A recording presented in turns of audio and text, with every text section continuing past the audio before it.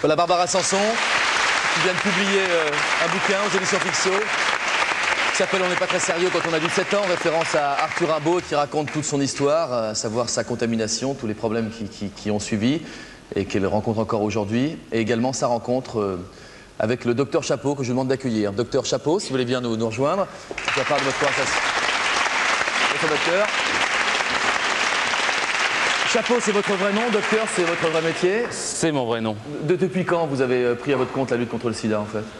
Les années 82-83. Ouais. Très tôt, alors, en fait? Oui, très tôt. Ouais. Qu'est-ce qui vous a sensibilisé? Qu'est-ce qui vous a donné envie de prendre cette cause? C'est un ensemble de hasards, mais il faudrait bien 20 minutes pour le raconter ou le résumer. Ouais. Moi, je sais pas, les deux premiers hasards, alors, quand même?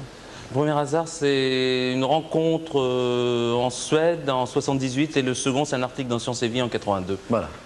Voilà pour la base. Voilà. Docteur, vous avez besoin de quelqu'un pour votre démonstration? J'aimerais bien avoir une volontaire. Une jeune femme, plutôt. Alors, qui veut jouer, ici? Vous voulez jouer, mademoiselle? Tiens, venez, venez.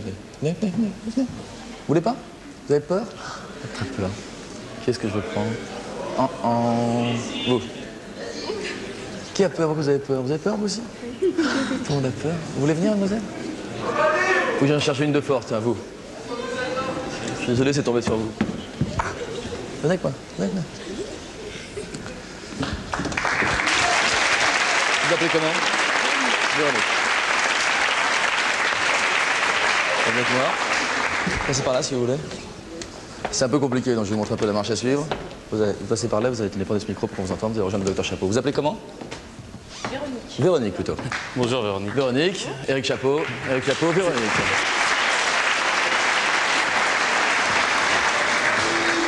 C'est très sympa d'applaudir Véronique parce que c'est pas facile d'être devant vous tous. On a le regard des autres. On en parlait tout à l'heure. Et après ce qu'a dit Mathieu Kassovitz, je veux dire, je suis d'accord avec lui à 110%. Il faut parler de tout, de la maladie, puis aussi des moyens de s'en prévenir. Et souvent, on n'en parle pas très bien. Vous savez, Véronique, je fais beaucoup de voyages et je ramène des souvenirs d'à peu près tous mes voyages. Vous allez voir, il en reste.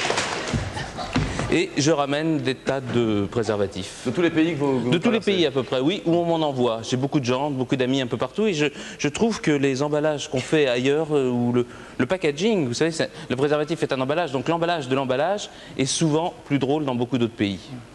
Et on trouve des choses assez extraordinaires. J'en ai encore dans les poches, vous voyez, je ne pouvais pas tout mettre dans ma mallette.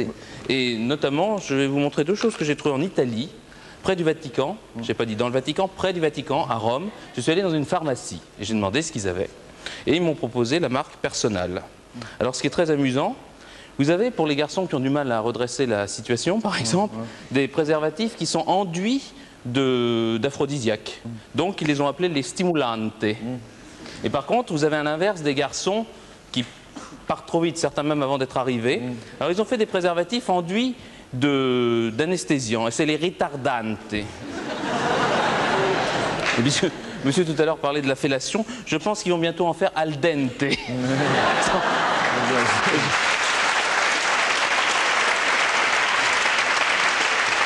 Quoi l'autre, docteur? Ce qui est vrai aussi, tiens, ce que j'aime beaucoup, c'est les emballages suédois. En France, on les vend par 1 à l'unité ou par 3. Ça va vite si on en distribue à ses amis. Ou on si peut trouver des boîtes quand même un peu plus... Oui, par 144 aussi, mais alors là, vous passez pour un obsédé sexuel. C'est vrai. C'est le danger. Donc, vous avez, en Suède, c'est les packaging, enfin le paquet, c'est souvent 10. Et ceux-là sont très bien, ils sont sans lubrifiant, je vous en donnerai tout à l'heure. Donc, monsieur préféré pour les fellations, qu'on appelle aussi turlute, je crois, sur France 2. On peut. Voilà. Alors, vous avez aussi ces emballages suédois, mais je veux dire, pour les jeunes, quand vous avez des trucs comme ça, je veux dire, pourquoi est-ce que les jeunes achètent des marques de vêtements ou des choses comme ça? C'est parce qu'il y a un look, il y a un emballage, Et quand on voit qui sont faits par les mêmes fabricants que les fabricants français, c'est Durex, c'est Profiltex, mais c'est l'emballage qui diffère. Et je trouve ça extraordinaire. Vous avez par exemple aussi des associations qui achètent des préservatifs en grande quantité et qui le relookent, enfin, on dit beaucoup de mots anglais. Par exemple, Elisa 2000 a fait à Tours parce que je t'aime. Et pour monsieur qui drague beaucoup, vous pouvez laisser votre numéro de téléphone et... c'est très coquet, docteur. C'est sympa. Vous en avez aussi j'ai trouvé ça aussi, qui sont faits par les laboratoires Terpan. Et je trouve ça s'appelle les instants privilégiés. Et ça, je trouve ça formidable, parce que vous avez en même temps un petit cœur. Ne séparons pas forcément toujours l'amour. On peut faire l'amour sans amour ou avoir une relation sexuelle, mais on peut aussi s'aimer. Et je trouve que c'était intéressant pour des jeunes d'avoir aussi un petit bijou. À qui vous proposez toutes ces conférences, docteur, comme celle que vous faites ce soir? Eh bien, curieusement, j'ai commencé d'abord dans une entreprise. C'était au Crédit Lyonnais en 86 ou 87. C'était pour les dirigeants d'une région. Et après, tout de suite, j'ai été demandé par les écoles. Et à nouveau, maintenant, on est très demandé par les entreprises.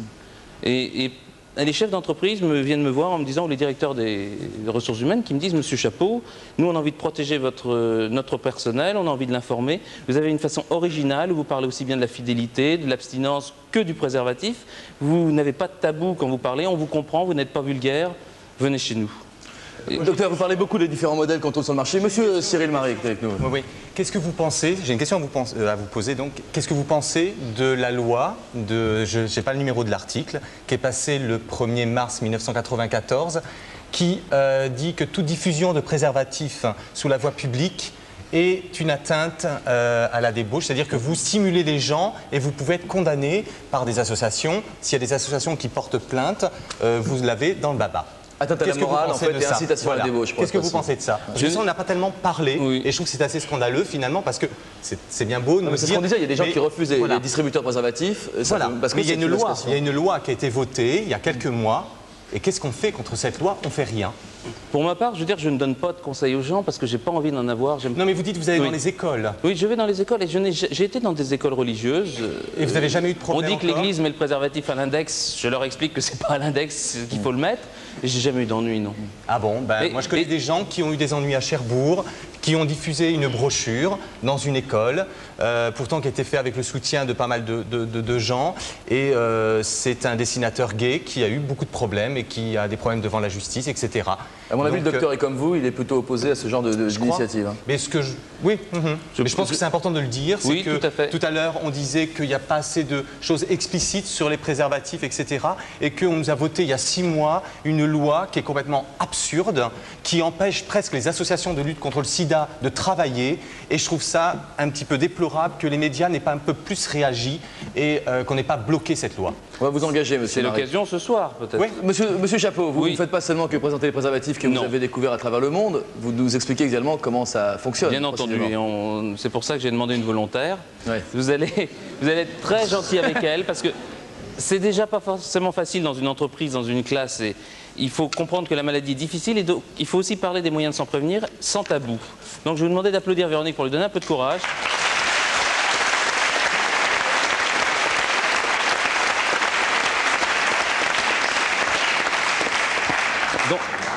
Donc Véronique, comme j'avais peur d'être impressionné par ce public, si vous voulez, j'ai fait un moulage personnel et on va...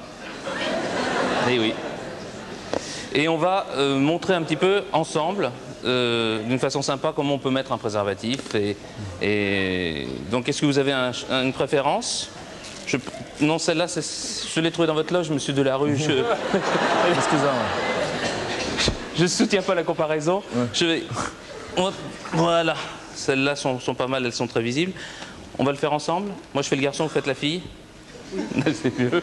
Donc voilà. Alors, on avait donné des conseils déjà un petit peu hier. Alors, il faut faire très attention aux emballages. Il ne faut pas les laisser dans une poche où on a des pins ou des clés ou dans un portefeuille serré.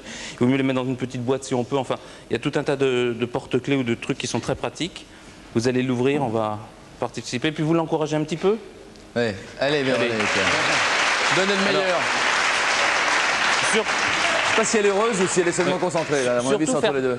Très attention, en le déballant, ça ne sert à rien de le percer parce qu'un préservatif percé est inopérant. Ensuite, il y a un sens pour le dérouler. Est-ce que vous le voyez? Oui, celui-là. Bon, alors c'est bien. Alors, on va le dérouler. Attends, on bouche, on pince là pour pas qu'il y ait d'air dans le réservoir et vous le déroulez doucement. Encouragez-la, allez. Allez, Véronique. Allez. Voilà. Vas-y. Allez. Allez. Voilà. Voilà. Bravo.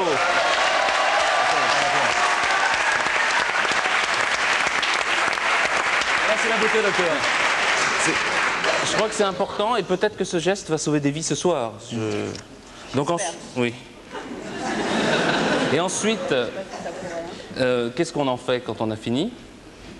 Bah, on le garde pas sur soi. Non, en général, quand l'homme, après quelques va-et-vient, l'homme a eu son plaisir, le réservoir se remplit. Et donc, il convient de l'enlever avant que la chose devienne molle et flasque. Donc là, c'est pas le cas. Et après, qu'est-ce qu'on en fait? On fait un nœud et on le jette. Oui, on peut faire un nœud et on le jette où? C'est ça qui est très important. Oui, il faut le jeter dans la poubelle, jamais dans les toilettes, parce que par exemple, dans les toilettes, il peut rester de l'air et vous tirez 15 fois la chasse d'eau et ça reste toujours, et vos amis arrivent à dîner dans 10 minutes et ça peut être gênant. Ou alors, ça peut boucher les canalisations et c'est imputrescible et ça peut rester 6 mois dans les grilles d'un égout. Donc ça se met dans un papier ou dans un mouchoir et dans les toilettes et jamais dans la rue. Je le répète parce qu'il y a déjà une psychose pour les seringues et si on se met à trouver des préservatifs dans les bois, dans les machins, tous les gens qui ont des enfants ne les laisseront plus sortir et ça va être délirant. Un peu triste. Merci Docteur Chapeau et Véronique. Il faut rejoindre sa place, merci. Je vais interroger monsieur Cyril Marie dans un court instant. Après que nous ayons fait un tour dans un bar fréquenté essentiellement par la famille homosexuelle pour faire le bilan de 10 ans d'amour, disons, préservé ou protégé. Reportage de Jean Poitvin. Et en fait, j'ai... Allô? Ça capote. Première fois que ça arrive, oui, ça capote un peu. C'est pas grave. Et vous êtes prêt, Mathias?